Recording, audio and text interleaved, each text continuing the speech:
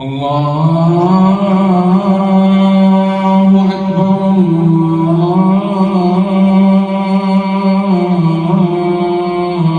الله أكبر أشهد أن لا إله إلا الله. Brothers and sisters, in the hadith of Jibreel alayhi salam, when he came down to the Prophet Muhammad sallallahu alayhi wasallam and asked him about Islam, about Iman, and about Ihsan, what did the Prophet sallallahu alayhi wasallam say about Iman?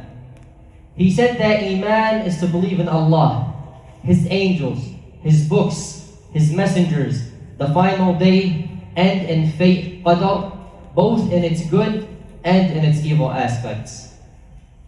Let's focus today on the last article of Iman, which is to believe in fate, qadar, both in its good and in its evil aspects. As we travel through life, we find ourselves in one of two situations. Either something good is happening to us, and our role as Muslims is to thank Allah for that blessing, or something harmful, something we dislike is happening to us, and our role as Muslims, that are good for him. If something pleasing befalls him, he thanks Allah, and it becomes better for him. And if something harmful happens to him, he is patient. And this is only for the mu'min.